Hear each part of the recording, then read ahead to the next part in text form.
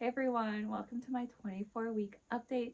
This week we're going to be talking about my symptoms, bump update, and also talk about the differences about being pregnant in your teens, 20s, and 30s because I have experienced all of those and I think there's some major differences that are worth talking about, especially if you are family planning. And there's definitely benefits and cons to each. So we're going to get into that. First of all, let's talk about my symptoms.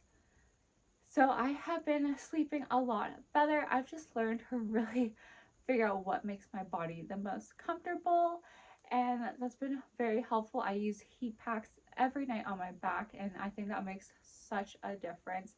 And I also just tend to keep my room nice and warm and cozy. I do live in a very cold climate, so I think it's really important, especially for women, that we are nice and warm, and it just really helps our body relax. So I like to have nice hot showers before bed, and that just helps soothe my body and get it ready for a peaceful night of sleep. I am still very much out of breath as baby keeps moving higher and higher, and those kicks are getting higher and higher, and it is so cute. So definitely my bump is growing ever so, and I'm just enjoying every single moment of it. I did experience a bit of nausea this week a couple times, but nothing serious. So that was a bit interesting because I've never experienced nausea this late. Actually, I guess with my daughter, I did. For this baby, we do not know the gender, but with my daughter, I was throwing up and it was just a hint of nausea. So nothing major. My skin has been doing absolutely fantastic. So I'm super happy about that because I definitely did struggle with a lot of acne in the first and early second trimester, but the past couple weeks it has gotten a lot nicer. I'm going to insert a bump video for you guys to see now.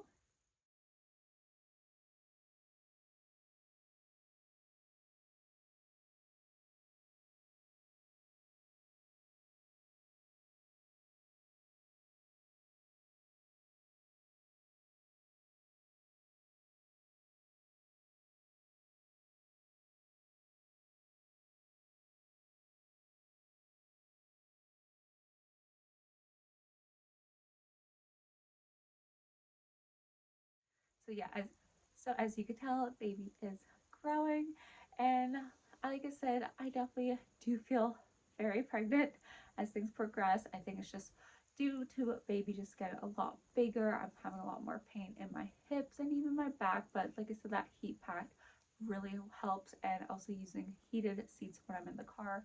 So I'm definitely dealing with a bit more pain, lots of Braxton Hicks contractions still, but I feel very confident that everything is okay, and my midwife was not concerned by any of it either.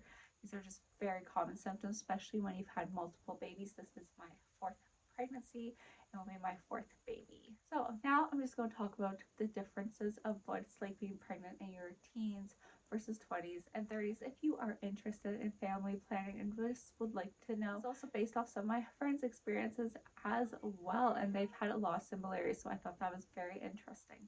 So I had my first child when I was about to turn 19, and that pregnancy was definitely a very different. So I dealt with a lot of round ligament pain, which I do now in my 30s as well. So I thought that was very interesting, and I had severe back pain, and I had absolutely no nausea, which was absolutely amazing.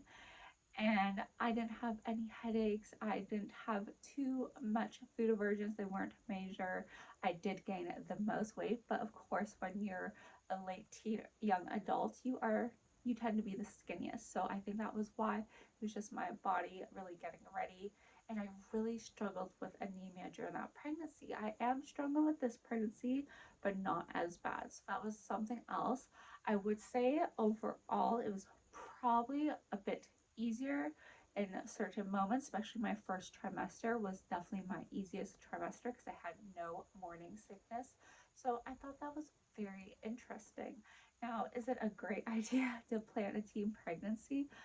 Probably not, but my spouse was a bit older than me and I was doing pretty good, so we had no problems. But of course, when you're younger, financially things aren't usually the best, and most of the time you might not be as patient. That was not a problem for me, but the easiest thing I will say is I had way more energy, which made pregnancy so much easier in that aspect. So I thought that was very interesting. Now, for my pregnancies in my 20s with my daughter, I dealt with a lot of nausea and vomiting for a couple weeks and then sporadically a bit later. So that was challenging there. However, besides that, my pregnancy was relatively easy. I did get some really bad headaches, but overall, that was one of my easier pregnancies, and I was about to turn 21 when I had her. So I think for me, that's kind of the sweet spot, is having babies in your early 20s. From what I've talked to doctors and nurses and friends, they have all found their pregnancies were the easiest in their early 20s. Because I did have my second son in my late 20s, and with that pregnancy, I was just a lot more achy. I dealt with nausea to the point where I did start some medication, and it was just very hard. Obviously, all pregnancies do have their challenges, but I will say with that one, I definitely did have a lot more fatigue and just it was hard, especially taking care of two kids. With that pregnancy, I did deal with a lot of fatigue and nausea, and I did gain about the same amount of weight as I did with my daughter. So I thought that was very interesting to have in my late 20s. And something else is the baby weight did not come off good at all. And it was very hard taking care of baby in my late 20s. I just felt like I was not getting enough sleep and I did not have enough energy compared to when I was younger, where it was very, very easy to do those like nights and early mornings and just low hours of sleep. So as I got older, it's definitely harder, I would say, after baby and during that really fatigue periods in pregnancy is a major struggle. Now, for my 30s, I will say this has been by far the most difficult pregnancy. Just so much pain, nausea, fatigue. You guys have seen my videos. I will say this is definitely the most challenging pregnancy by far. That is interesting because a lot of women are recommended to start planning to have your babies in your 30s, put career first and then wait. But a lot of women do suffer from infertility, especially a lot of my friends that were having babies very easily when they were in their late teens, 20s are now just not able to conceive at all. And I've known this is a very common problem. So I will definitely say put that into consideration when you're family planning.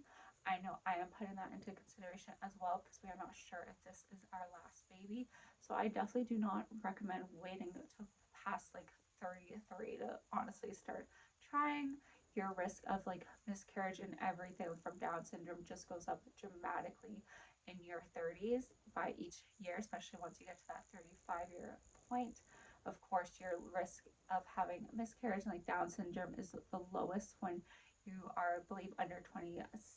So that's something else to also really consider. And like I said, that pregnancy when I was like 20 turned 21 was definitely probably the most breeziest besides those couple weeks of morning sickness. Anyways, I think that sums up my thoughts. My camera is actually about to die, so I'm going to sum up this video, and I hope you guys found it helpful. Bye.